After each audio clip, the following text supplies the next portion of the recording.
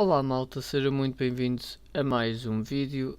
Desta vez estamos aqui novamente para uma React Weekend em que nós iremos estar a ver, como vocês muito possivelmente já viram pelo título, vamos estar a reagir a um vídeo chamado Breaking Give Me God of War is Easy. Antes de avançarmos para o vídeo, quando joguei God of War 2018, que é o assunto deste vídeo, eu disse que queria uma experiência equilibrada, ou seja, tanto que a história como desafios. E eu estava agora a pensar em ver alguns vídeos de dicas de Give Me God of War para trazer 2 episódios especiais de God of War 2018 aqui para o canal, sendo eu a jogar na dificuldade máxima em 2 momentos, que é simplesmente história e enfrentar as Valquírias. Apenas 2 episódios. E depois já posso desinstalar o God of War 2018, arrumar para o lado e depois já continuar com o Ragnarok, porque tenho 4 episódios do Ragnarok prontos para depois saírem. Mas então já sabem, não se esqueçam, se vocês gostam deste tipo de conteúdo, de eu a reagir a algum vídeo, podem sempre comentar o que vocês querem que eu reaja. Deixem também o vosso like, subscrevam-se e ativem o sininho das notificações para não pararem de receber notificação de quando irá sair o próximo vídeo, pois como podem ver, este ano em 2026 está a sair vídeos praticamente quase todos os dias. Então, posto isto, vamos logo descobrir o porquê que a dificuldade Give Me God of War pode ser fácil. The hardest difficulty in God of War 2018 is Give Me God of War, and it is the easiest hard mode in the series. If you don't believe me, check this out. Holy sh... Dude, I think that was a boss? Here's a list of all the main quests in the game, and right here is where you can become completely overpowered. Today I'm gonna show you how to do it. Give Me God of War makes just about everything harder. Oh shit. But there are 2 changes that are the most important. All enemy levels are increased to 1 or 2 levels above their normal level, and sometimes they fucking explode. This explosion increases their level again and makes them much harder to stagger, which can quickly turn a tough fight into a virtually unwinnable scenario. These changes are actually the most dramatic at the very beginning of the game, because Kratos kinda sucks. Both the Troll and Baldur have more health and deal more damage, but like all other enemies, their moves and abilities remain the same as any other difficulty. So if you've played the game before, this should all be familiar and reasonably straightforward. Ou seja, vai ser fácil para mim se os ataques forem iguais. Eu só preciso de ter mais cuidado, I guess. Where things get spooky. You're about 20 minutes away from one of the hardest fights in the game. You know you're in for a bad time when the camera focuses on Atreus doing something stupid. This fight below the bridge is Give Me God of War difficulty right here. If you can beat this fight, you can make it to the end of the game easily. After meeting Brock and upgrading the axe for the first time, we're ready to become overpowered. Ok, eu vou parar aqui um bocado e vou-vos mencionar uma coisa. Eu não sei se vocês já tiveram experiências a jogar este tipo de jogos, mas por exemplo, eu nunca tendo jogado algo assim em que tenho que melhorar as coisas, né? O que é que acontece? Olhem-me nos olhos. Se vocês repararem em não sei que episódio, mas vocês devem olhar para cima de mim e ver, até mesmo, se este vídeo estiver a sair no sábado ou no domingo, há de reparar no episódio de segunda-feira de God of War. Reparem, quando eu tiver a abrir o menu, vocês vão ver a quantidade de XP acumulada que eu tenho, não só de X-Silver, que é a moeda. A quantidade de acumulação que eu fiz é simplesmente porque o que é que eu pensei? ao melhorar as habilidades, eu, pessoalmente, não queria melhorar as habilidades, por exemplo, do Machado ou do Kratos, por um simples motivo. Porque a cada habilidade de lado vai ter a dizer obter, por exemplo, poder rúnico. Precisas de 100 de poder rúnico para poderes ter este efeito ou algo do género. Ou seja, o que é que eu pensava? Que basicamente eu precisava de aquele número, ou seja, aquele status naquela vez, para poder ter ou para poder evoluir. Por isso é que basicamente eu tinha bastante acumulação de XP, X-Silver, tal como por exemplo aqui. A primeira vez que nós vemos o Brook, depois da batalha na ponte, nós podemos evoluir o Machado Leviatã. Só que, eu não sabendo disso, eu continuei sempre a nível 1 e por isso é que eu acredito que, agora que estou aqui a pensar, eu acredito que se eu tivesse dito ou pedido dicas, porque eu queria ir para o jogo sem saber a história, nada, eu queria ir de surpresa, mas eu poderia ter pedido dicas, tal como eu pedi uma dica a um colega meu, em que depois de finalizar a história de God of War 2018 começou-me a aparecer vídeos de recordar relembrar é viver, acho que era assim, em que era streamers brasileiros a reagirem a alguma coisa da história. E eu via-os a correr, a dar sprint no Kratos. E eu... dá para correr? Depois desse fim de semana fui falar com esse meu colega, perguntei-lhe e ele disse sim, dá para correr. E basicamente eu tive para aí 15 ou 16 episódios de God of War só a caminhar para todo lado. E vão ser 21, porque a série já está completa. O último episódio, que é o episódio 21, irá sair, anotem na vossa agenda, 18 de maio. Yeah. Mas vamos continuar isto a reagir, porque só de pensar que havia tanta coisa que eu poderia ter perguntado, só dar dicas, nem que fosse, olha, dá-me dicas, sem me dar spoiler. Ai, caraças. Well, if we skip past the maze and meeting Freya and getting yelled at by our snake overlord.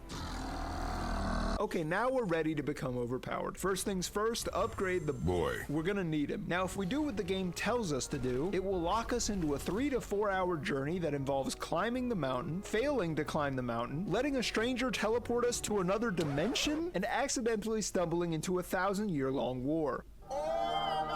So instead of doing all that, we're just gonna take a boat. And since we've got some time to kill and no talking head, oh, hello there. Let's talk strategy. Unlike the Greek God of War games, 2018 gives Kratos stats that dictate his physical strength, his runic power, his luck? What? I don't know if you know anything about Kratos, but this man's luck stat is in the negatives.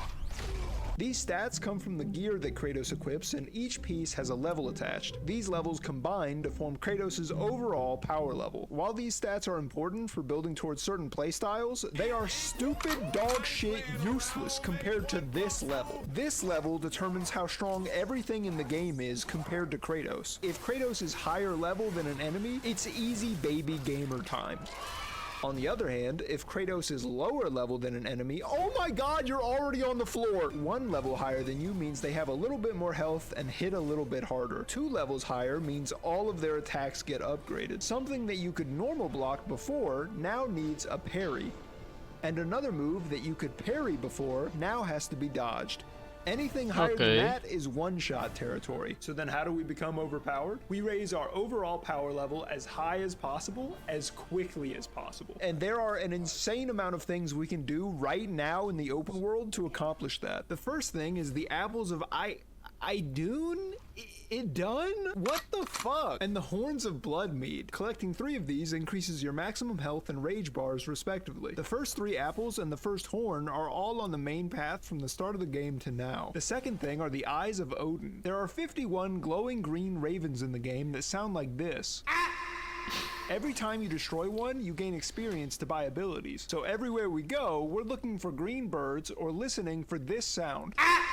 So we can get some easy XP. The third thing, oh hey, we made it. The third thing is throwing your axe at these nightmares until they get bored and self-destruct. After that, we can direct Boy to pick up our new favorite item, a treasure map. These maps will lead us to rare enchantments, resources, and hack silver to craft upgrades for all of our gear. Right next to the map is our first addition to the abandoned ship artifact set. Artifacts can be sold to Brock and Sindri for a shocking amount of hack silver, so make sure to pick those up. Next to that is a Nornir chest holding the 4th apple of fuck it, you know what it is. Now we sail east to the Cliffs of the Raven, where we accidentally summon some level 3 guys who have the potential to upgrade to level 4. Oh shit, he did it. Well, alright then. We really don't want that to happen, so focus on this guy and take him down quickly. The danger of exploring early is that a lot of guys are stronger than the... Yes, este gajo irrita-me de uma maneira. Caralho, está sempre a ir para baixo do chão, credo. After the fight, we talk to a spirit who says, "Surprise, you just started a side quest, idiot." And then he gives us our first axe pommel upgrade, so slap that thing on. Head north from the Cliffs of the Raven to the Stone Falls, where we immediately pick up another treasure map. Unfortunately, this upsets the local poison witch. And I know it's kind of a bad time, but can I please pet your dog? There's a freaky red spirit here who tasks us with destroying a statue of Thor. He says that if we do it, we can loot his father's grave. Hey man, you're just in time for the Son of the Year award. You didn't win! With the slightest bit of puzzle solving, we can also loot the Golden Talisman of Protection, which is an incredible talisman to have this early. It increases your window for parrying attacks, making literally every fight easier completely passively. Hey man, what do you say we go rob that dude's dead father, huh? Sounds like a regular Friday night to me, brother. Or it would if this guy wasn't level 5. What the fuck? Yeah, we're definitely in one-shot territory against these guys. Dude, come here real quick. I'm gonna teach you a secret God of War technique that will land both of us in hell for sure. It's called Sacrifice the Child. Yep, yeah, that's fair. That's fair, it makes sense actually. When you direct Atreus to shoot enemies, he can actually taunt them off of you with repeated shots. And since he doesn't have a health bar, good luck, boy. So we fire a few shots from boy, wait for them to swing at him, and then run in for an axe cleave to deal significant damage. You can try other attacks here, but at this level difference, they're very fast and will punish you. Once we've taken care of those guys, we're free to destroy the statue of Thor and desecrate a man's grave. You might be a bad person, but congratulations! You are now the proud owner of a legendary axe pommel. That's right, dude, you're level 1 and you now have a legendary item. Kratos, look how far we've come. It ups 3 of our stats and will occasionally explode with shock damage on any successful hit. It will also immediately jump to level 5 if we can find the right materials for it. You might be tempted to slide over to Veithurgard now that you've mastered the art of child endangerment, but don't do that. These guys on the beach are not fucking around, and it doesn't get any easier inside. We'll come back later. First, we head back to Terrible Son and tell him only the parts of the story that won't get us arrested. Yeah. He rewards us with 2200 XP and an offering to Tyr. If we take that to Brock, we can immediately craft level 3 wrist armor with great stats, a blessing from Tyr, and most importantly, an enchantment socket. Like armor, every enchantment has a level associated with it that will raise Kratos' overall level when equipped.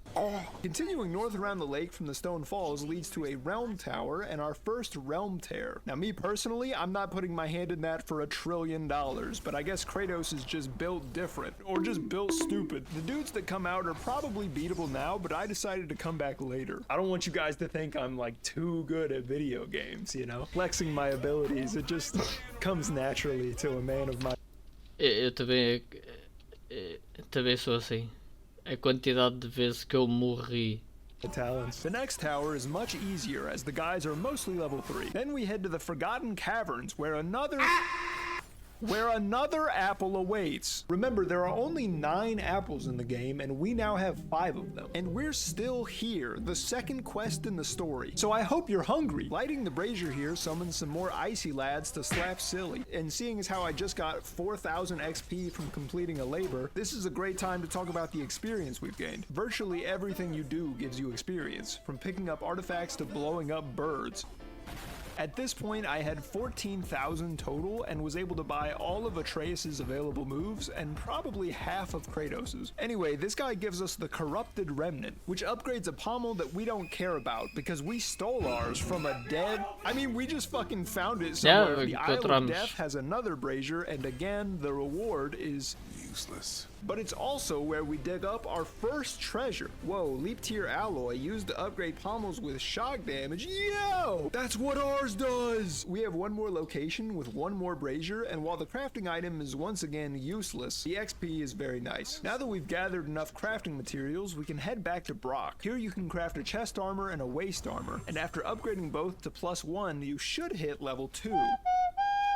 Yay! It might not seem like much, but this is a huge power level increase. And as it so happens, our boy Brock needs help in the Volander mines. It's a good thing we leveled up because this place has a soul eater. Never mind, I guess he's leaving? I guess we'll just loot his chests, take his treasure map, and bounce. Nah, just kidding. We're gonna fucking murder this guy. At level 2, the soul eater will only take a quarter of your health with each hit, and you'll also do a decent amount of damage back. Once that's done and we loot his remains like he's some guy's dead father, we can grab a light runic attack from a chest. I prefer Hell's Touch, but at least now you've got options. Brock, buddy, I love you, but if you give me one more goddamn axe pommel as a reward, so help me God. With the treasure map we picked up in Volander, we can head back to the Cliffs of the Raven and get some fat loot. At level 2, we're strong enough to head back to Vaethergard, where the purple health bars have turned a bright orange. I'm not a doctor, but that sounds bad. Vaethergard also has a set of artifacts so you can get your hack silver pumping. A lot of the enemies here are level 4, so if you're struggling with them, just let the dragon play the game. Let the dragon do his thing, okay? If it helps you, say thank you, dragon, and be on your way. Also, if you see any of these wards that are chaining him to the earth, you should probably break those. We need some good karma, man. Our first major reward here is the second horn of Bloodmead. And near the front gates of the keep, we have the dig site for our third treasure map, which contains more leap tier alloy, and oh my god, we're gonna have a level 5 axe pommel. And what's that sound I hear? That's the beautiful sound of free XP. That was my 13th Raven, by the way. Inside the keep is more loot and some stories, and maybe the hardest boss fight you can do right now. I'm scared. His name is Dowdy Hamar, which is the Norse version of Kendrick Lamar. I would recommend throwing the axe at his head for easy stuns and playing very carefully. Making liberal use of the child distraction technique will go a long way on this one, just don't get arrested. This is the one fight I would recommend skipping if you're getting frustrated, but the rewards are really good. The Horn of Heimdall Talisman is the aggressive counterpart to the Golden Talisman of Protection, and it sounds great. Leviathan's Wake is also a fun runic attack, but you can hold off until later without missing out on too much. Once you free the dragon, you get a pretty bad enchantment, if I'm honest. I'm sorry, dragon. Thanks for obliterating that Tatzelworm for me. Head back to Brock and sell all of your artifacts that you've collected. That's right, baby, we're balling out. Oh, did you lovingly craft this with your bare hands, idiot? I'm rich now. Upgrade your chest and waist armors to level 2, upgrade Atreus' bow, and then spend some XP on the new abilities. I also upgraded Hell's Touch here because it's one of the best runic attacks in the game. Now you can handle that realm tear that I abandoned earlier, especially if you cleave this guy so good that he pulls a rare levitation surrender. Honestly, dude, my bad. This hammer is way too fucking hot, and I knew that. The Realm Tear gives us Dust of Realms, which will let us upgrade our talismans. So I upgraded the Horn of Heimdall to level 5, and the Grip of Volander up to 4, since we're so close to hitting level 3. We're finally out of things to do in this main section of Midgard, so let's head towards the mountain. The level 2 guys on the bridge with green health bars will be in awe of your power, and you should promptly kick the absolute shit out of them. A little further along, we find Sindri, who now sells resurrection stones. But those are for cowards, am I right? Real gamers never take L's, ever, for any reason. Yeah, I'll take 15 for me and none for the Boy. Next to Sindri's tent is the third horn of blood mead, meaning we've gotten our first rage upgrade. With a little DIY construction work, we can find one more light runic attack, giving you 4 choices before our final challenge in Midgard, the Ogre. When the fight starts, this man has a green health bar. Your life is mine. All I had to do was get behind him, use super fast arrows to keep his stagger bar from decaying, punch his back a few times, and the fight is basically over. I was poisoned and getting hit by enemies, but since we're the same level, it didn't really matter. You can do Give Me God of War, I promise. Enjoy your well-deserved victory lap, King. And the craziest thing is that he drops a frozen flame. So by the time we reach the next shop, we can upgrade our axe, and boom, we're level 3 at the very start of Alfheim, which means that we're higher level than most of the enemies here, and you have the tools to ruin their lives. Just to recap, by the time we reach the end of the second main quest, we have a legendary pommel, most of the combat skills, Boy's quiver is maxed, we've looted 3 different treasures, collected 3 runic attacks, 5 apples, 3 horns, and we're now the strongest god in Alfheim. But that's not good enough for me. And also, fuck this place. We're grabbing 2 more apples, that's a health upgrade, yes sir. We're grabbing 2 more horns of mead, that's a drinking problem, yes sir. I'm trying to find my wife in the light cause I miss her, yes sir. I don't like Alfheim. Let's go get even stronger in Midgard. Fafnir's storeroom holds the Wrath of the Frost Ancient's runic attack. Thanks to our power gaming, we're strong enough to laser beam a fucking ogre. What game are we even playing right now? You want to take your bald head to the next level? I got one word for you, brother. Travelers. These boys farm aura for breakfast, and they'll definitely one-shot the shit out of you. This guy's level 7, and that's almost certainly higher than 3. Oh, shit. But traveler levels don't really matter since you're going to be dodging all of their attacks anyways, and they're slow as hell. If you can manage to take these boys down, your power will skyrocket. They drop both traveler armor shards and grizzly trophies. After destroying the 3 travelers around the lake, you can use the trophies to craft a level 4 belt and the armor shards to craft a level 4 chest. Upgrade Tyr's gauntlets and the Horn of Heimdall, slot in some enchantments, and now you're level 4. Nice. If we keep hunting travelers, and I mean going absolute monkey mode on every traveler we can find, we can upgrade all the traveler gear and go from level 4 to level 5 in under an hour. And now you are unstoppable. Any enemies in the main quest will be crying and shitting as you mow them down with no effort. We don't even have the Blades of Chaos, which will boost you to level 6 instantly. Anything after that should probably be saved for the post game where Sigrun will kick your ass. But until then, we've broken Give Me God of War. Oops, I missed one. Então é isso, malta. Espero muito que vocês tenham gostado. Depois deste vídeo, irei trazer para já o episódio especial da história. Só tenho de ver quanto tempo é que... Porque eu não quero trazer tipo 3 vídeos sendo Give Me God of War da história principal, ou seja, só queria trazer um vídeo com a história toda e o meu progresso, mas tenho que ver quanto tempo é que tem a história de forma a poder fazer isso. Então malta, espero muito que vocês tenham gostado. Não se esqueçam, deixem o vosso like, subscrevam-se e ativem o sininho das notificações para não pararem de receber notificação de quando irá sair o próximo vídeo, pois em 2026 irá sair vídeos praticamente quase todos os dias. Então, obrigado por terem estado desse lado. Então, vemo-nos amanhã para mais React Weekend.